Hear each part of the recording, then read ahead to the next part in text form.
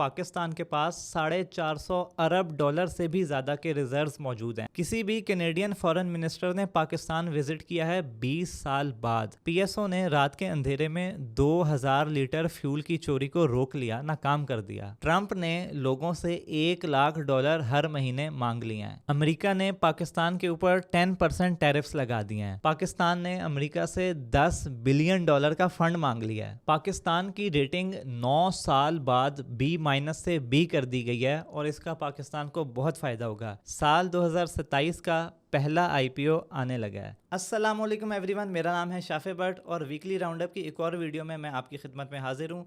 इस वीक भी हमारे पास बहुत सारी इंटरेस्टिंग न्यूज़ हैं और काफ़ी ज़्यादा न्यूज़ हैं, तो जल्दी से चलेंगे। सबसे पहले हम बात कर लेते हैं लास्ट टाइम जो आपसे क्वेश्चन किया था कि पाकिस्तान की चौथी और पाँचवीं सबसे बड़ी कंपनी कौन सी है मार्केट कैप के लिहाज से। तो आप में से काफ़ी सारे लोगों ने सही जवाब दिया। पहले नंबर पे आ जाती है OGDC, दूसरे नंबर पे UBL, तीसरे नंबर पे मीज़ान बैंक है, चौथे नंबर पे आता है फौजी फर्टिलाइज़र और पाँचवें नंबर पे आता है माड़ी पेट्रोलियम। तो अगेन जिन लोगों ने सही जवाब दिया आप लोगों को बहुत बहुत मुबारक हो। अब हम चलते हैं न्यूज़ की तरफ और बाय द वे वीडियो के एंड में हम जो KSE 100 इंडेक्स है उसको भी कवर करेंगे। मार्केट ने इस वीक भी बहुत इंटरेस्टिंग मूव्स दिए हैं। तो जी पहली खबर की तरफ चलते हैं। ये हमारे पास आ रही है नेशनल जेमस्टोन पॉलिसी के हवाले से। फेडरल गवर्नमेंट ने नेशनल जेमस्टोन पॉलिसी 2026-30 अप्रूव कर लिया है और ministry of industries and production ने बताया कि पाकिस्तान के पास 450 अरब डॉलर से भी ज़्यादा के रिजर्व्स मौजूद हैं, एस्टिमेटेड रिजर्व्स। लेकिन इतने बड़े रिजर्व्स होने के बावजूद पाकिस्तान की इस वक्त जो ऑफिशियल एक्सपोर्ट्स हैं वो बहुत कम हैं, तकरीबन 5 से 7 मिलियन डॉलर की हैं एनुअल। तो जितने एस्टिमेटेड रिजर्व्स हैं हमारे पास उसके मुकाबले में ये बहुत कम है। Ministry of industries and production के मुताबिक पाकिस्तान उन मुल्कों में से है जिनके पास दुनिया के रिचेस्ट डिपॉजिट्स हैं प्रीशियस और सेमी प्रीशियस जेमस्टोन्स के। अब अगेन इतने ज़्यादा हमारे पास डिपॉजिट्स हैं लेकिन इस हवाले से चैलेंजेस जो हैं पाकिस्तान को वो बहुत ज़्यादा हैं। तो इस हवाले से प्राइम मिनिस्टर ने जो है वो एक कमेटी बनाई थी सितंबर 2025 में, जिसने कुछ रिफॉर्म्स जो हैं वो रिकमेंड किए थे। अच्छा, अब ये जो पॉलिसी अप्रूव हुई है इसमें जो है वो मुख्तलिफ चीज़ों पर जोर दिया गया है। एक तो यह है कि जो फॉर्मलाइजेशन है इस सेक्टर की उसमें जो है उसको जोर दिया जाए, क्योंकि अभी काफ़ी ज़्यादा जो इसमें चीज़ें वो इनफॉर्मल तरीके से हो रही होती हैं। तो इसमें रजिस्ट्रेशन जो है चीज़ों की उसके ऊपर जोर दिया जाएगा। फिर traceability and certification, again certifications दी जाएंगी बिजनेसेस को, और इसमें जो है वैल्यू एडिशन करके जो है वो चीज़ों को एक्सपोर्ट किया जाएगा ताकि उनकी वैल्यू जो पाकिस्तान को उसके रिजर्व्स मिलेंगे एक्सपोर्ट करने पे वो ज़्यादा मिले। और इसमें जो है वो माइनिंग को मॉडर्नाइज़ किया जाएगा, फाइनेंसिंग के हवाले से जो है वो इम्प्रूवमेंट लाई जाएगी और ग्लोबल कॉम्पिटिटिवनेस जो है उसको इन्हेंस किया जाएगा इंटरनेशनल स्टैंडर्ड्स के मुताबिक सेट करके। अब इस पॉलिसी के तहत जो हमारी मशीनरी है उसमें इम्प्रूवमेंट लाई जाएगी, डेमोन्स्ट्रेशन माइंस कायम की जाएंगी और जो कंट्रोल्ड एक्सप्लोजिव्स होते हैं उनकी एक्सेस को बेहतर बनाया जाएगा और expansion of cutting and polishing facilities उनके ऊपर काम किया जाएगा। स्किल डेवलपमेंट के प्रोग्राम्स जो हैं वो लॉन्च किए जाएंगे और जो है इंपोर्ट्स अगर करने पड़ते हैं आपको जो रफ़ स्टोन्स होते हैं उनके लिए भी उसको आसान बनाया जाएगा। और इस तरह से काफ़ी ज़्यादा स्टेप्स हैं जो लिए जाएंगे। और ये जो पॉलिसी है ये टारगेट कर रही है $500 मिलियन की एक्सपोर्ट्स एनुअली 2030 तक। तो अभी जो हमारी 5 से 7 मिलियन डॉलर की एक्सपोर्ट है हर साल की, उसको ये पॉलिसी के तहत 2030 तक $500 मिलियन तक लेके जाने का टारगेट है। अच्छा जी, अगली न्यूज़ की तरफ चलते हैं। तो ये हमारे पास आ रही है हाइब्रिड व्हीकल्स के ऊपर जो सेल्स टैक्स है उससे रिलेटेड। गवर्नमेंट सोच रही है कि हाइब्रिड व्हीकल्स के ऊपर सेल्स टैक्स जो है उसको फिर से कम कर दिया जाए। ये हमने लास्ट वीकली में भी कवर किया था कि जो ऑटो पॉलिसी थी 2026 वो 30 जून को एक्सपायर हो गई थी, तो उसके बाद जो है सेल्स टैक्स वो 25% तक चला गया था हाइब्रिड व्हीकल्स के ऊपर। इससे पहले ये सेल्स टैक्स 8.5% और 12.75% तक था, डिपेंडिंग अपॉन के गाड़ी का इंजन साइज़ क्या है। तो अब बिजनेस रिकॉर्डर ने रिपोर्ट किया कि गवर्नमेंट जो है वो प्लान कर रही है कि सेल्स टैक्स जो है हाइब्रिड व्हीकल्स के ऊपर वो 25% से कम करके 18% तक कर दिया जाए। तो अगर तो ऐसा हो जाता है तो जो पहले सेल्स टैक्स था उससे तो ये फिर भी ज़्यादा ही होगा, बट जो इस वक्त चल रहा है 25% उससे कम होगा। तो इससे जो है वो ऑटो मैन्युफैक्चरर्स के लिए जो हाइब्रिड व्हीकल्स बनाते हैं उनके लिए कुछ आसानी हो सकती है। और दूसरा जो ऑटो पॉलिसी के हवाले से एक खबर आ रही है कि सेनेट स्टैंडिंग कमेटी जो है उसने रिव्यू कर लिया जो ऑटो पॉलिसी का ड्राफ्ट है। तो अगेन इसका मतलब कि ड्राफ्ट जो है वो बन चुका है, इसके ऊपर काम जो है वो ज़्यादातर काम हो चुका है। तो हो सकता है कि अगस्त में जो अगली ऑटो पॉलिसी है जो कि 2026 से 2031 तक होगी वो आ सकती है। अगली खबर की तरफ चलते हैं। तो ये आ रही है हमारे पास कनाडा और पाकिस्तान के रिलेशंस के हवाले से। किसी भी कैनेडियन फॉरेन मिनिस्टर ने पाकिस्तान विजिट किया है 20 साल बाद और ये जो फॉरेन मिनिस्टर आई थी उन्होंने $47 मिलियन जो है उसकी असिस्टेंस भी कमिट किया सिक्योरिटी और डेवलपमेंट इनिशिएटिव्स के हवाले से। कैनेडियन फॉरेन मिनिस्टर और पाकिस्तानी डेप्यूटी पीएम इसहाक डार साहब की मुलाकात हुई, जिसमें उन्होंने कॉपरेशन को बढ़ाने का कहा, ट्रेड में, इन्वेस्टमेंट में, सिक्योरिटी और डेवलपमेंट में।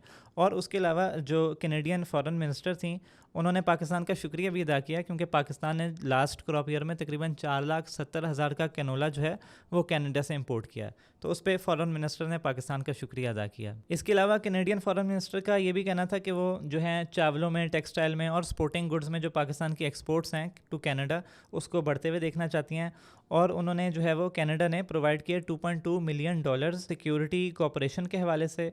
और उसके अलावा जो है वो तकरीबन $45 मिलियन जो है वो नई डेवलपमेंट असिस्टेंस जो है क्लाइमेट के हवाले से उसके लिए, और गर्ल्स एजुकेशन के लिए, रिप्रोडक्टिव हेल्थ, फैमिली प्लानिंग और फ्लड रिकवरी एफर्ट्स के लिए जो है वो ये $45 मिलियन दिए गए। तो कंबाइंड जो है वो तकरीबन $47 मिलियन की जो है असिस्टेंस वो पाकिस्तान को प्रोवाइड की जाएगी। अच्छा जी, अगली न्यूज़ की तरफ चलते हैं। तो ये आ रही है हमारे पास पेट्रोलियम डीलर्स और गवर्नमेंट के हवाले से। बेसिकली आप लोगों ने सुना होगा कि रिसेंटली जो पेट्रोलियम डीलर्स हैं उन्होंने एक स्ट्राइक कॉल की हुई थी, जो कि थैंकफुली पोस्टपोन कर दी गई क्योंकि इनके आपस में बात हो गई थी। अब यहाँ पर मसले क्या आ रहे हैं? दो बेसिक मसले हैं। पहला तो ये है कि जो पेट्रोलियम डीलर्स हैं वो कह रहे हैं कि हमारा मार्जिन जो है वो बढ़ाया जाए, और दूसरा जो कि मसला है वो ये है कि जो डेली सेट हो रही है पेट्रोल की प्राइस, हर रोज़ अपडेट होती है, उसके हवाले से मसला है। तो जो पहला मसला है कि मार्जिन बढ़ाया जाए, इस वक्त जो एक फ़िक्स्ड मार्जिन है तकरीबन ₹8 पर लीटर का, तो अब जो पेट्रोलियम डीलर्स हैं वो कह रहे हैं कि इस मार्जिन को 8% तक लेके जाया जाए। और दूसरा इसमें वो ये भी कह रहे हैं कि जो भी ऑपरेशनल रूल्स बनते हैं ऑयल एंड मार्केटिंग कंपनीज़ के साथ, उसमें इन डीलर्स की जो है वो इन्वॉल्वमेंट होनी चाहिए। और अच्छा, दूसरा जो मसला आ रहा है कि जो डेली आप लोगों ने देखा होगा हर रोज़ अब पेट्रोल की प्राइस जो है वो अपडेट हो रही है, ऑलमोस्ट अभी तो बढ़ती जा रही है, बीच में एक दिन कम हुई थी। उसकी वजह ये है कि इंटरनेशनल मार्केट में प्राइसेस बढ़ी हैं। तो ये भी एक गवर्नमेंट को ज़रा इशू आ रहा है कि जैसे ही उन्होंने एक अपडेट की है इस प्राइसिंग मैकेनिज़्म में, तो लोग जो हैं वो खुश नहीं हैं क्योंकि हर रोज़ प्राइस बढ़ गया है। लेकिन अगेन मेन मसला ये है कि क्योंकि इंटरनेशनल मार्केट में प्राइस बढ़ गया है, इस वजह से पाकिस्तान में भी डेली प्राइस अपडेट हो रही है।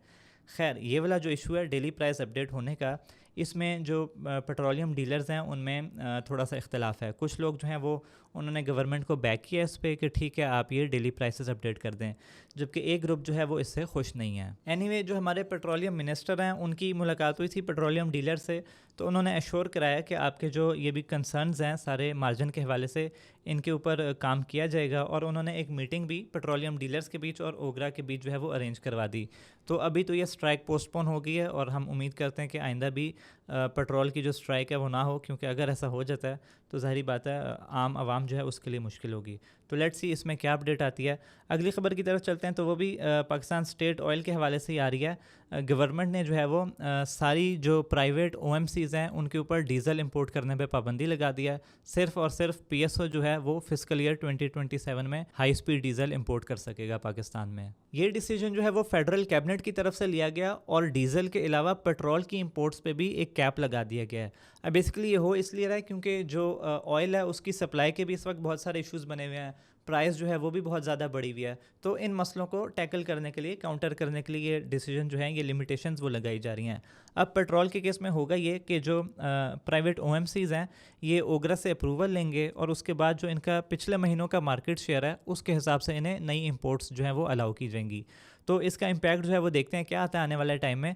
अगली न्यूज़ बहरहाल जो आ रही है वो बहुत इंटरेस्टिंग है PSO के हवाले से। PSO ने रात के अंधेरे में 2000 लीटर फ्यूल की चोरी को रोक लिया, नाकाम कर दिया। ये चोरी बेसिकली इस्लामाबाद के इलाके कहूटा रोड के करीब हो रही थी और इसका पता ऐसे चला कि जो पाइपलाइन है उसका प्रेशर एकदम से गिर गया। तो जैसे ये प्रेशर गिरा, PSO ने जो है वो फ़ौरन से जो लॉ इन्फोर्समेंट एजेंसीज़ हैं उनको इन्फॉर्म किया और उसके बाद ये जो मुजरिम थे इनको रंगे हाथों पकड़ा गया। ये बेसिकली 2 गाड़ियों पे आए हुए थे, एक शेज़ोर थी, एक हुंडई ट्रक था, और वो दोनों ट्रक भी जो हैं वो पकड़े गए। और ये जो है 800 लीटर हाई स्पीड डीजल जो है वो ऑलरेडी इन ट्रक्स के ऊपर लोड कर चुके थे। इसके अलावा 1000 लीटर जो है वो पहले से स्टोरेज टैंक में जो है वो था इनके पास, वो भी बरामद हुआ, और 200 लीटर जो है वो और इन्होंने ड्रम्स वगैरह में स्टोर किया हुआ था।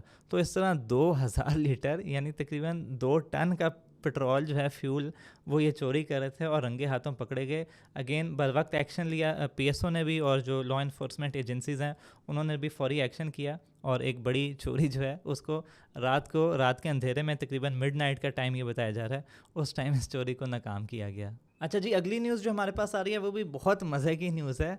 ट्रंप ने लोगों से $1 लाख हर महीने मांग लिए हैं। क्यों? ताकि वो उसकी जो ट्रुथ सोशल की पोस्ट्स हैं उनको पहले से एक्सेस कर सकें। अब होता क्या है कि ट्रंप की ट्वीट जो हैं, ट्रंप की पोस्ट जो हैं, वो पूरे इंटरनेशनल मार्केट्स को हिला के रख देती हैं। वो अगर कुछ कहता है कि हम जो है वो ईरान के ऊपर हमला करने लगे हैं या हमारा सीज़ फायर हो गया, तो उसकी बेस पर जो प्राइसेस हैं इंटरनेशनल मार्केट में वो बहुत तेज़ी से ऊपर या बहुत तेज़ी से नीचे जाती हैं। और अगेन जो ट्रेडर्स होते हैं वो इसी चीज़ पे वॉलेटिलिटी के ऊपर पैसे बनाते हैं। तो ट्रंप की ट्वीट्स को, ट्रंप की पोस्ट्स को पहले अगर आप एक्सेस करना चाहते हैं तो उसने जो है वो इसकी एक सब्सक्रिप्शन लगा दिया कि आप $1 लाख दें महीने का, और आपको जो है वो बाकी लोगों से पहले ये पोस्ट देखने को मिल जाएंगी। Trump media and technology group, जो कि ट्रंप का जो सोशल मीडिया प्लेटफॉर्म है ट्रुथ सोशल, उसको ओन करता है, उन्होंने रिसेंटली एक ऑफ़र भी लगाई है कि आप जो है वो $60,000 पर मंथ दें अगर आप 3 साल का प्लान लेते हैं। यानी अगर आप लंबी सब्सक्रिप्शन करते हैं तो आपको डिस्काउंट भी मिलेगा। तो ये एक मतलब समझ से बाहर है। एक यूएस प्रेसिडेंट है जो कि ओपनली इस किस्म के काम कर रहा है। एक तो उसे पता है कि उसकी जो पोस्ट हैं वो इतना मार्केट्स को हिलाती हैं, उसके ऊपर से वो इसके ऊपर प्रॉफिट भी बना रहा है। तो ये जो है ऐसा पहले कभी नहीं देखा गया। खैर अगली न्यूज़ की तरफ बढ़ते हैं तो वो आ रही है जी अगेन ट्रंप से रिलेटेड। ट्रंप ने फिर से दुनिया के ऊपर टैरिफ्स लगा दिए हैं। अच्छा जी, ये खबर ये है कि बेसिकली ट्रंप ने जो पहले टैरिफ्स लगाए हुए थे वो अब एक्सपायर हो गए। तो ये नए टैरिफ्स जो हैं वो ये उसके 60 ट्रेडिंग पार्टनर्स के ऊपर लगाए गए हैं, जो कि 10% से लेकर 12.5% तक जाते हैं और तकरीबन सारे ही इंपोर्ट्स को कवर करते हैं, और पाकिस्तान भी इसमें हिट हुआ है। अमेरिका ने पाकिस्तान के ऊपर 10% टैरिफ्स लगा दिए हैं, और ये जो टैरिफ्स हैं ये अमेरिकी तकरीबन 99.4% ऑफ जो इंपोर्ट्स हैं उनको कवर करते हैं। यानी ऑलमोस्ट सारी इंपोर्ट्स आ गई, लेकिन कुछ एग्जेम्पशंस दी हुई हैं, जैसे कि ऑयल एंड गैस, फर्टिलाइज़र और कुछ खाने पीने से रिलेटेड चीज़ें। तो अब अमेरिका जब ये इन मुल्कों से इंपोर्ट करेगा चीज़ें तो उसके ऊपर एडिशनल टैरिफ लगेगा। यानी अमेरिका में ये चीज़ें महंगी होंगी, जिस वजह से ये जिन मुल्कों से चीज़ें आ रही हैं उनकी एक्सपोर्ट्स कम होंगी। तो पाकिस्तान को ऑब्वियसली इसका नुकसान होगा। पाकिस्तान के अलावा और भी कंट्रीज़ हैं जिनके ऊपर ये 10% की ड्यूटी लगी है। Argentina, Bangladesh, UK, Cambodia, Canada और काफ़ी सारे मुल्क हैं, श्रीलंका भी है। तो इन मुल्कों के ऊपर 10% टैरिफ लगा है, लेकिन कुछ ऐसे भी मुल्क हैं जिनके ऊपर 12.5% टैरिफ लगा है। तो एटलीस्ट ये एक अच्छी बात है कि पाकिस्तान के ऊपर जो है वो थोड़ा टैरिफ लगा है। खैर अगली न्यूज़ की तरफ चलते हैं तो ये भी पाकिस्तान और अमेरिका के हवाले से आ रही है। पाकिस्तान ने अमेरिका से $10 बिलियन का फ़ंड मांग लिया है। अब ये ख़बर जो है ये ऑफिशियल नहीं है, ये सोर्सेज की तरफ से आ रही है, लेकिन इसमें बताया जा रहा है कि पाकिस्तान ने रिसेंटली जो अपनी ईरान और अमेरिका के बीच निगोशिएशंस करवाई हैं वॉर के हवाले से, तो उसके बाद पाकिस्तान की डिप्लोमेटिक प्रोफाइल जो है वो क्योंकि काफ़ी ज़्यादा बढ़ गई है, तो उसके बाद ये पाकिस्तान ने अमेरिका से $10 बिलियन का एक्सचेंज स्टेबलाइजेशन फैसिलिटी जो है वो मांगी है। और इसमें बेसिकली कहा यह जा रहा है कि हमारे जो फाइनेंस मिनिस्टर हैं मोहम्मद औरंगज़ेब साहब, उन्होंने रिपोर्टेडली लेटर लिखा यूएस ट्रेजरी सेक्रेटरी को, और इस लेटर में उन्होंने कहा कि पाकिस्तान और अमेरिका के बीच जो है वो ये bilateral exchange stabilization support facility $10 billion की ये जो है वो बनाई जाए, और इसकी जो मैच्योरिटी है वो 5 साल की होगी। तो अगर तो ऐसा हो जाता है तो पाकिस्तान को ये जो फैसिलिटी है इससे पाकिस्तान के रिज़र्व जो हैं वो बेहतर होंगे, और जो रुपये के ऊपर प्रेशर है उसमें कमी आ सकती है, और हमारी जो मल्टीलेटरल फाइनेंसिंग होती है, यानी हम जो इंटरनेशनल इदारों से कर्ज़ा लेते हैं उसमें जो है हमें थोड़ी आसानी होगी, उसमें हमें वहाँ पे नहीं जाना पड़ेगा। तो ये हमारे पास रिज़र्व्स एक्स्ट्रा आ जाएंगे, और अगेन फॉरेन रिज़र्व्स जो हैं उसकी इंपॉर्टेंस का तो हमें पता ही है। खैर इसी से एक अगली ख़बर की तरफ चलते हैं तो S&P जो कि एक रेटिंग्स एजेंसी है, उसने पाकिस्तान की रेटिंग जो है वो इम्प्रूव कर लिया है। पाकिस्तान की रेटिंग 9 साल बाद B- से B कर दी गई है, और इसका पाकिस्तान को बहुत फ़ायदा होगा। ये बेसिकली हुआ इसलिए क्योंकि अकॉर्डिंग टू S&P पाकिस्तान की जो इंस्टीट्यूशनल स्टेबिलिटी है उसमें काफ़ी इंप्रूवमेंट आई है, और उसके अलावा IMF प्रोग्राम के अंडर पाकिस्तान ने जो रिफॉर्म्स इंप्लीमेंट किए हैं वो बहुत इफ़ेक्टिवली, बहुत अच्छे तरीके से किए हैं। तो इस एजेंसी के मुताबिक गवर्नमेंट की जो एफर्ट्स हैं टैक्स बेस को वाइड करने में, उनमें इम्प्रूवमेंट आई है, रेवेन्यू कलेक्शन के हवाले से इम्प्रूवमेंट आई है, और जो हमारा कंट्री ने जो डेट रीपेमेंट किया है उसमें काफ़ी ज़्यादा इंप्रूवमेंट आई है, पाकिस्तान ने कर्ज़े वापस किए हैं। तो इस तरह से जो IMF बैक्ड हमने एक्शंस लिए हैं, स्टेप्स लिए हैं, उसमें हमारी मैक्रो इकोनॉमिक स्टेबिलिटी जो है वो बहुत इम्प्रूव हुई है। हमारे फॉरेन एक्सचेंज रिजर्व्स जो हैं वो दोबारा से बिल्ड हुए हैं, और जो पाकिस्तान का फिस्कल और एक्सटर्नल पोजीशन है उसमें जो है वो इम्प्रूवमेंट आई है। तो ये सारे जो मैक्रो इकोनॉमिक इंडिकेटर्स हैं ये इम्प्रूव हुए हैं, जिस वजह से हमारी रेटिंग को भी इम्प्रूव किया गया, यानी पाकिस्तान की इकोनॉमिक कंडीशन ओवरऑल जो है वो उसमें इम्प्रूवमेंट आई है। अब इस रेटिंग में इम्प्रूवमेंट का मतलब क्या है? भाई, जब इंटरनेशनल इदारे किसी और इदारे को या गवर्नमेंट को लोन देते हैं, तो अगर तो वो लोन रिस्की हो, अगर ये ख़तरा हो कि ये गवर्नमेंट पता नहीं पैसे वापस कर सकेगी या नहीं, तो उसके ऊपर जो इंटरेस्ट पेमेंट है, जो ऊपर प्रॉफिट है, वो ज़्यादा लिया जाता है। अगर तो इतना रिस्की ना हो तो उसके ऊपर इंटरेस्ट जो है वो कम लिया जाता है। तो जिन्होंने कर्ज़ा लेना होता है उनके लिए ये बहुत इंपॉर्टेंट होता है कि उनकी रेटिंग अच्छी हो, ताकि उन्हें जो इंटरेस्ट पेमेंट है वो कम से कम करनी पड़े। और ये रेटिंग्स जो हैं ये यही बताती हैं कि किसी को कर्ज़ा देना जो है वो कितना रिस्की है और कितना रिस्की नहीं है। तो पाकिस्तान की सिचुएशन इस हवाले से 9 साल बाद हमारी जो रेटिंग है वो बी की कैटेगरी में आई है, which is a really good thing for Pakistan. अब इससे जो है वो अगेन हमारे जो LC कन्फर्मेशन चार्जेस हैं उनमें कमी आएगी, और जो इंटरेस्ट रेट है जो हम इंटरनेशनल कमर्शियल बैंक से कर्ज़े लेते हैं उस इंटरेस्ट रेट में कमी आएगी। तो पाकिस्तान के लिए एक बहुत अच्छी पॉजिटिव न्यूज़ है।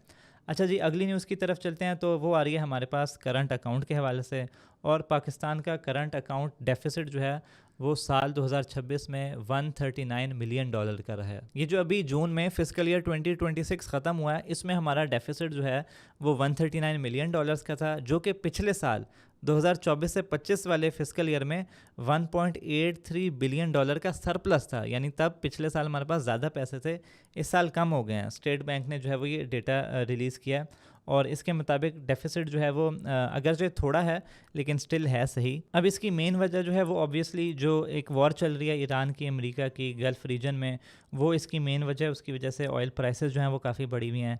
लेकिन इसके अलावा जो करंट अकाउंट डेफिसिट है हमारा वो काफ़ी हद तक इस वक्त कंट्रोल में है, बिकॉज ऑफ रेमिटेंसेज। जो हमारी रेमिटेंस हैं वो उसमें काफ़ी इंप्रूवमेंट आई हुई है, अच्छी रेमिटेंस आ रही हैं।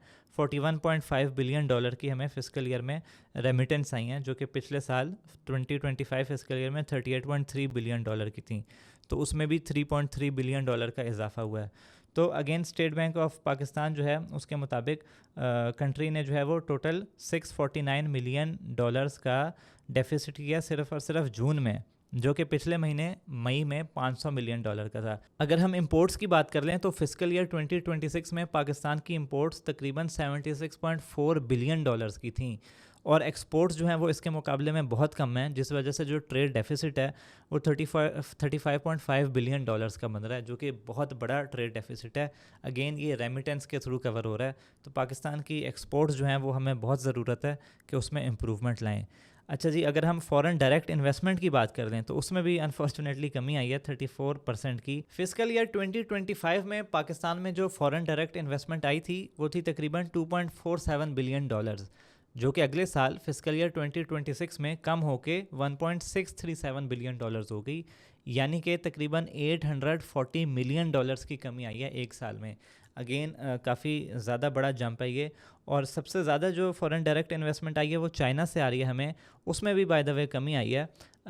ये साल 2026 में $862 मिलियन की रही है, जो कि पिछले साल फिस्कल ईयर 2025 में $1.2 बिलियन के करीब थी। तो अगेन यहाँ पर भी जो है वो इन्वेस्टमेंट की हमें काफ़ी ज़्यादा ज़रूरत है। अगली जो न्यूज़ है वो हम अगर फॉरेक्स रिजर्व्स की बात कर लें जो स्टेट बैंक ऑफ पाकिस्तान के पास हैं, तो उसमें अलबत्ता थोड़ा सा इजाफा हुआ है, जो कि एक अच्छी खबर है। According to State Bank of Pakistan जो हमारे रिज़र्व्स हैं उनमें $33 मिलियन का इजाफा हुआ है, और इस वक्त जो है वो $17.26 बिलियन के reserves state Bank of Pakistan के पास हैं। इसके अलावा अगर प्राइवेट बैंक्स की बात कर लें तो उनके पास भी तकरीबन $5.4 बिलियन के रिज़र्व्स मौजूद हैं। तो ओवरऑल पाकिस्तान के पास इस वक्त $22.67 बिलियन के फॉरेन एक्सचेंज रिज़र्व्स हैं। अच्छा जी, अगली न्यूज़ की तरफ चलें तो वो हमारे पास एक और अच्छी न्यूज़ आ रही है। साल 2027 का पहला IPO आने लगा है। जी हाँ, जो तस्दीक इंफॉर्मेशन सर्विसेज है उसका IPO जो है वो SCCP ने क्लियर कर दिया है, और इसका प्रोस्पेक्टस जो है वो आ चुका है जिसमें सारी डिटेल्स होती हैं। ये IPO जो है ये फिस्कल ईयर 26 से 27 का पहला IPO होगा, और ये जो है अगेन दिखाता है कि पाकिस्तानी स्टॉक मार्केट में जो है वो काफ़ी ज़्यादा इंटरेस्ट मौजूद है, कंपनीज़ का भी और जो इन्वेस्टर्स हैं उनका भी इंटरेस्ट ऑब्वियसली मौजूद है। अच्छा, ये कंपनी क्या है? बेसिकली तस्दीक इंफॉर्मेशन सर्विसेज लिमिटेड जो है वो credit bureau licence State Bank से इसके पास मौजूद है, यानी कि बेसिकली ये कंपनी जो है वो जो बोरोवर्स होते हैं, जो लोग कर्ज़े लेते हैं, उनकी रेटिंग्स जो है वो मेंटेन करता है, उनका डेटा मेंटेन करता है और फिर वो जो बैंक्स वगैरह हैं उनको प्रोवाइड करता है जिन्होंने आगे लोन्स देने होते हैं। तो इस कंपनी का भी आईपीओ जो आ रहा है और लेट्स सी कैसा जाता है इसका आईपीओ। आई एम श्योर कि इसका भी आईपीओ जिस तरह बाकी सारे आईपीओ हैं वो अच्छा ही जाएगा, पॉजिटिव रिस्पांस आएगा इस पर भी। अगली खबर की तरफ चलते हैं तो वो आ रही है हमारे पास पंजाब से। पंजाब में इंटरेस्ट फ्री लोन की एक और स्कीम जो है वो मुतारिफ़ करा दी गई है। ये है बेसिकली अपनी छत महफूज छत के नाम से। और रिसेंटली आप लोगों ने देखा होगा जो लाहौर में एक अफसोसनाक वाक़या पेश आया था जिसमें एक घर की छत जो है वो गिर गई थी, जिसके नीचे जो है वो बच्चे ट्यूशन पढ़ रहे थे, तो उसमें जो है वो तकरीबन 14 बच्चों की हलाकत हुई थी। तो उसके बाद जो सीएम पंजाब हैं उन्होंने ये नई स्कीम लॉन्च की है जिसमें इंटरेस्ट फ्री लोन्स मिलेंगे 5 लाख रुपए तक के। अच्छा, इस स्कीम के अंडर जो 5 लाख रुपए का इंटरेस्ट फ्री लोन मिल रहा है वो बेसिकली इसलिए ताकि आप जो है वो घरों की छतें जो हैं उनको मजबूत करा सकें, रिपेयर करा सकें। अगर किसी के घर की छत जो है वो कमज़ोर है तो वो इंटरेस्ट फ्री लोन बग़ैर किसी सूद के 5 लाख रुपए का लेके अपने घर की छत जो है उसको रिपेयर करा सकता है। इसके अलावा 10 लाख रुपए का एक और लोन भी मिल रहा है इसी स्कीम के अंडर, जो कि अगर आप एक और स्टोरी अपने घर में बनवाना चाहते हैं या मज़ीद कमरे जो है वो बनवाना चाहते हैं तो भी आप 10 लाख रुपए का इंटरेस्ट फ्री लोन ले सकते हैं। और इसके ऊपर जो मंथली इंस्टॉलमेंट्स हैं उनमें भी कमी की गई है। जो 5 लाख रुपए वाला लोन है उसमें जो है पहले उसकी मंथली इंस्टॉलमेंट 14,000 रुपये थी, जिसको अब कम करके 4,700 रुपये कर दिया गया है। और इसी तरह जो 10 लाख रुपए वाला लोन है उसकी मंथली इंस्टॉलमेंट जो है उसको 9,300 रुपये कर दिया गया है। तो इससे जो है ये कर्ज़े और अफोर्डेबल हो गए हैं। जो लो इनकम वाले हमारे हजरात हैं उनके लिए मज़ीद आसानी पैदा कर दी गई है। तो अगेन एक बड़ी अच्छी स्कीम है। और ये जो कर्ज़ा है ये आप 9 साल तक के पीरियड तक आपने वापस करना है, तो इसके लिए 9 साल तक का टाइम है, इंटरेस्ट फ्री है, कोई आपने सूद वगैरह नहीं देनी। अच्छा, इसके लिए जो पोर्टल है उसको लॉन्च कर दिया गया है acag.punjab.gov.pk। इस पे जाके आप जो है वो डिटेल्स वगैरह सबमिट कर सकते हैं। और उसके अलावा आप जो है वो डिप्टी कमिश्नर्स के ऑफिस में जाके, असिस्टेंट कमिश्नर्स के ऑफिस में जाके जो है वो अपनी एप्लीकेशंस भी फ़िज़िकल फॉर्म में जमा करा सकते हैं। इसके लिए एक डेडिकेटेड हेल्पलाइन भी लॉन्च कर दी गई है ताकि आप ख़ुद कॉल करके इस पर मज़ीद इन्फॉर्मेशन भी ले सकें।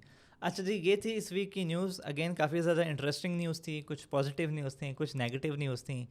लेकिन अब हम चलते हैं अपनी मार्केट की तरफ, स्टॉक मार्केट की तरफ। और इस वीक भी KSE 100 इंडेक्स ने इन्वेस्टर्स को थोड़ा परेशान करके रखा है।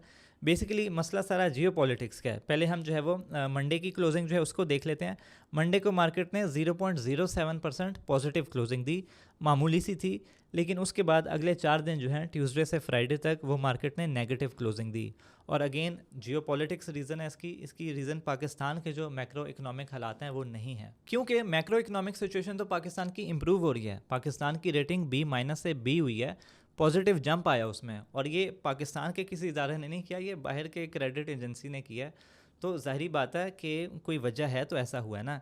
जो स्टॉक मार्केट है उसमें क्योंकि काफ़ी हद तक वो सेंटिमेंट पर भी चलती है हमारे इन्वेस्टर्स के, तो इस वजह से क्योंकि ऑयल प्राइसेस जो हैं वो ऊपर जा रही हैं, जो जियो पॉलिटिक्स में एस्केलेशन हो रही है ईरान अमेरिका की, उसमें जो है वो तेज़ी आ रही है। अभी पहले स्ट्रेट ऑफ हरमोज़ बंद थी, अब जो दूसरी साइड है रेड सी वाली बाबल मंदब, उसमें भी जो है वो उसको बंद किया गया। और जो सऊदी अरब के 2 ऑयल टैंकर्स थे उनके ऊपर अटैक किया गया। तो मज़ीद हमें नेगेटिव न्यूज़ देखने को मिली है। इस वजह से मज़ीद नेगेटिविटी आई है मार्केट में। ट्यूसडे वाले दिन जो है वो तकरीबन अगेन ज़्यादा चेंज नहीं आया, नेगेटिव 0.12% का ड्रॉप था। फिर अगले दिन वेंसडे को तकरीबन 1% का ड्रॉप था, 0.97। फिर जो थर्सडे है उसमें हमें तकरीबन नेगेटिव 1.54% का ड्रॉप देखने को मिला। और अगेन फ्राइडे को भी जो है वो नेगेटिव 0.42% की क्लोजिंग हुई। तो बहुत ज़्यादा बड़े ड्रॉप्स नहीं आए, लेकिन अगेन क्लोजिंग नेगेटिव होती रही है। अब जैसा कि मैंने पहले बताया, पाकिस्तान रीज़न नहीं है, जियो पॉलिटिक्स रीज़न है। तो आपने जो है वो घबराना नहीं है। आपके अगर इन्वेस्टमेंट्स हैं तो आप उसको होल्ड करके रख सकते हैं। आपको कोई ज़रूरत नहीं कि आप लॉस में बेचें। मेरी पर्सनल इन्वेस्टमेंट्स भी हैं और मैंने भी कोई स्टॉक नहीं बेचा अभी तक। तो आई एम श्योर कि आने वाले टाइम में जो है वो जैसे ही हमें थोड़ी सी अच्छी न्यूज़ मिलती है, मार्केट बहुत तेज़ी से ऊपर जा सकती है इंशाल्लाह। तो ये था इस वीक का रिकैप। उम्मीद है आपको वीडियो पसंद आई होगी। अगेन हमने काफ़ी ज़्यादा इंटरेस्टिंग न्यूज़ जो है वो देखी और मार्केट को भी कवर कर लिया। आगे के लिए हम पॉजिटिव उम्मीद रखते हैं। अपना फीडबैक ज़रूर दें, कोई सजेशन है वो कमेंट्स में दें। हम मिलते हैं अगली वीडियो में।